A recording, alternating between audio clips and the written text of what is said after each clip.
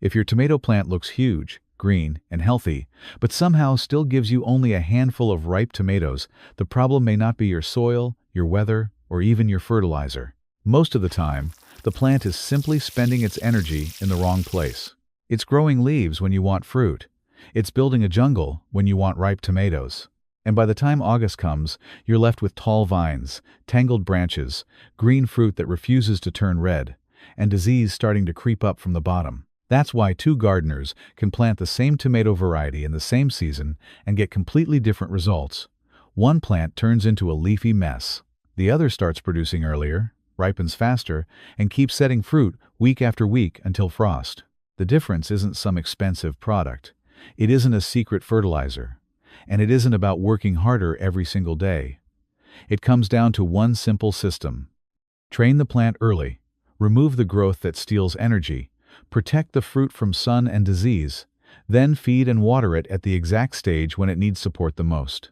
In this video, I'm going to show you how I use that system on indeterminate tomatoes, the tall vining types that can keep producing all season long. You'll see what to prune, what to leave, when to feed, how to stop disease from climbing the plant, and how to get tomatoes to ripen faster when the weather refuses to cooperate. Let's start with the one step most gardeners are afraid to do, but it's the step that changes everything. That step is pruning.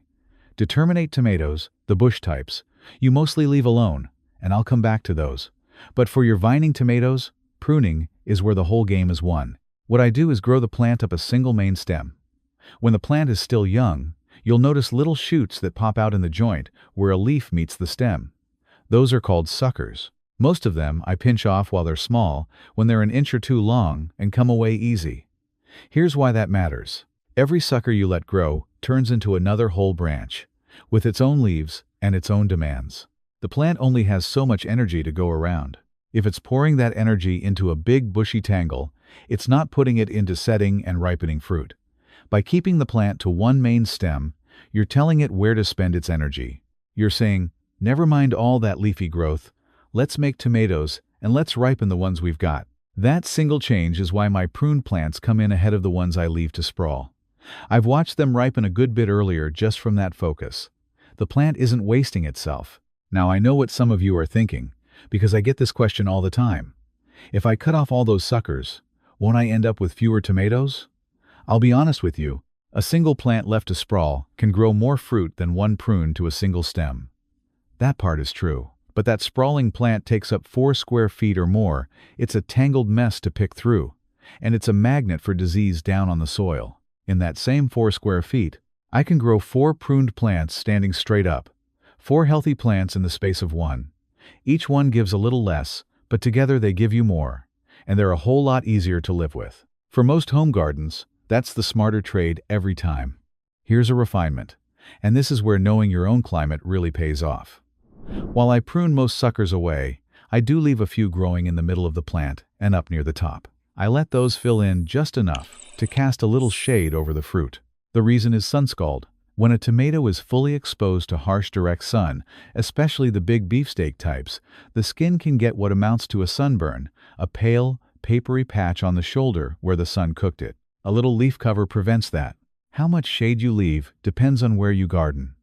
If you're down south, in Texas or Florida, or anywhere the summer sun is brutal, leave more of those center suckers to protect your fruit. Your tomatoes will thank you. If you're up north where the sun is gentler and the season is shorter, you can prune harder and let more light in. Because for you, the bigger concern is getting fruit to ripen at all before the cold comes. This is the part the one-size-fits-all advice gets wrong. Stripping a plant bare might be fine in a mild climate, but in a hot, dry place with strong sun, taking off too many leaves leaves you with cooked fruit. So don't just copy what works in somebody else's garden 1,000 miles away. Watch your own plants, in your own weather, and adjust. While we're on leaves, let's talk about the ones down at the bottom, because clearing those is one of the easiest ways to keep your plants producing late into the season. I take off the lower leaves, the ones closest to the ground. 2 reasons. First, leaves that touch or sit near the soil are the first to pick up disease, and once disease gets a foothold down low, it climbs right up the plant. Second, clearing out that bottom growth opens the plant up to air. Good airflow means the foliage dries out faster after a rain, and dry foliage is foliage that doesn't get sick. A plant that isn't fighting disease can spend all its energy on fruit, which is exactly what we want. Now, here's something I see done wrong all the time, and getting it right will save you a lot of heartache. When you spot a leaf that's already diseased, with those yellow blotches or brown spots, you want to cut it off and get it out of there. Good. But before you cut, wipe your pruners down with some rubbing alcohol to sanitize the blade. And here's the part folks forget. After you handle that sick leaf, your hands or your gloves are now carrying the disease too. If you go right on touching healthy plants, you're spreading the very thing you were trying to stop, clean blade or not. So clean your hands or change your gloves before you move on. Drop the diseased leaves in a bag and carry it clean off your property. Don't toss them in the compost or leave them lying in the row, because the disease will just wait there for next year. Sanitize the blade, sanitize your hands, remove the leaves completely. Do all three, not just the first one, and you'll keep disease from jumping plant to plant. Let me give you my favorite trick for getting extra tomatoes without giving up everything we just talked about. I started doing this a few years back, and it's earned its keep. Remember how I said I pinch most suckers off? Well, on a few of them, instead of removing them right away, I let the sucker grow, let it flower, and let it set a cluster of fruit. Then, once that fruit is on there, I cut the sucker off just past the cluster. That gets me a bonus cluster off a branch. I then stop before it turns into a whole second plant. Extra fruit without the extra bushiness. You can do this with 2 or 3 suckers per plant. It's a simple way to bump up your harvest while keeping that clean, single-stem shape that makes everything else easier. That's the kind of lazy I can get behind, where a little cleverness saves you a whole lot of work later. Here's a question that comes up once your indeterminate plants really get going. They keep climbing. By midsummer, a vigorous vine can shoot up 6, 8, even 10 feet, right past the top of whatever you've got it tied to. You can't reach the fruit, and the plant's working against you. The answer is a technique called lowering and leaning. Because indeterminate tomatoes are vines, they don't mind being moved. What I use is a roller hook, which is just a little spool of twine the plant is clipped to up top. When the vine outgrows its space, I let some twine off the roller and gently lower the whole plant down, then lean it over to the side a bit. The growing tip stays up where it can keep climbing, but the rest of the vine comes down to where I can actually reach it. The fruit that was way up high comes back down to a comfortable height to pick and tend. It lets you grow what amounts to a 10 or 12-foot vine in a space only 6 or 7 feet tall. You keep lowering as needed, and you never need a ladder. The plants don't mind it one bit. Now let's talk about water and mulch, because this is where you prevent blossom end rot. If you've ever had a beautiful tomato turn black and sunken on the bottom, that's it. And it's one of the most common problems I hear about. Most folks think it's purely a calcium shortage. Calcium is part of it, but here's what's really going on most of the time. The plant can't move calcium into the fruit properly when its watering is all over the place, bone dry one day and flooded the next. That swing is the real culprit. The fix is steady, even moisture. And the easiest way to get steady moisture without standing out there with a hose every day is a good thick layer of mulch. I lay down several inches right over the soil. It holds moisture in and lets everything dry down slow, and even instead of swinging from soaked to parched, that alone cuts way down on blossom end rot, and on cracking too. One more thing on watering: always water at the base, right at the soil, not over the top. Spray water all over the leaves, and you keep that foliage wet, and wet foliage invites the very disease we've been working to keep off. Put the water where the roots are, and your fruit comes in clean. Plants loaded with fruit are hungry plants, and you've got to feed them if you want them to keep producing. When my plants head into heavy production, I go along and top dress them, which just means scattering some fertilizer on the soil around the base of each plant. I use a balanced, all-purpose fertilizer, then mix in some bone meal. The bone meal does 2 good things. It supports flowering and fruiting, the exact stage we're feeding for, and it adds calcium to the soil, which, on top of steady watering, helps keep blossom end rot away.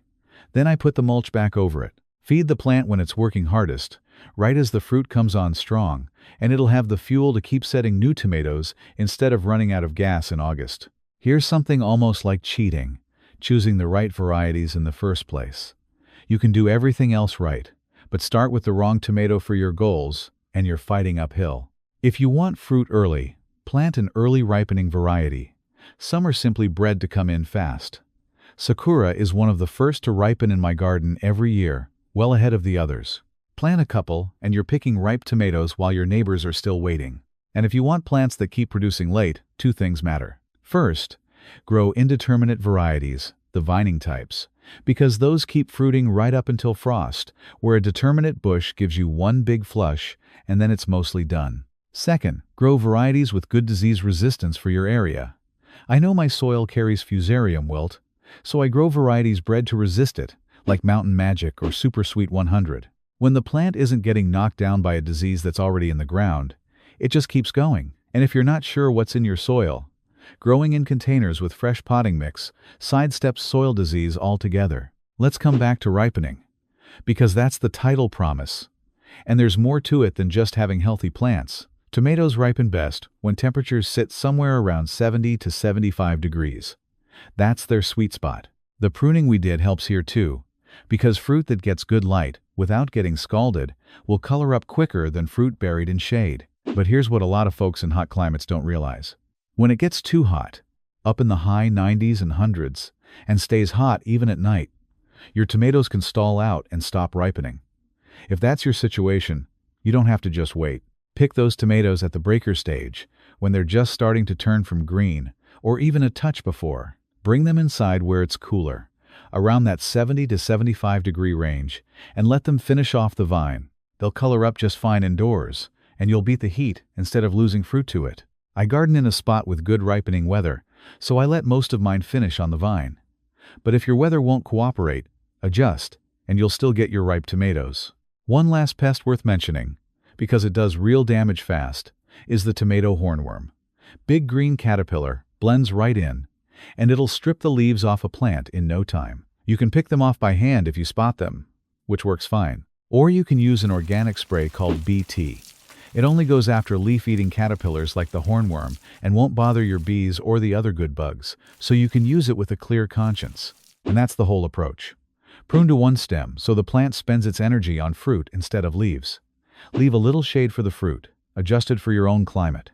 Keep disease off by clearing the lower leaves, watering at the base, and cleaning both your tools and your hands. Feed and mulch so the plant never runs short. And pick the right varieties for an early start and a long finish.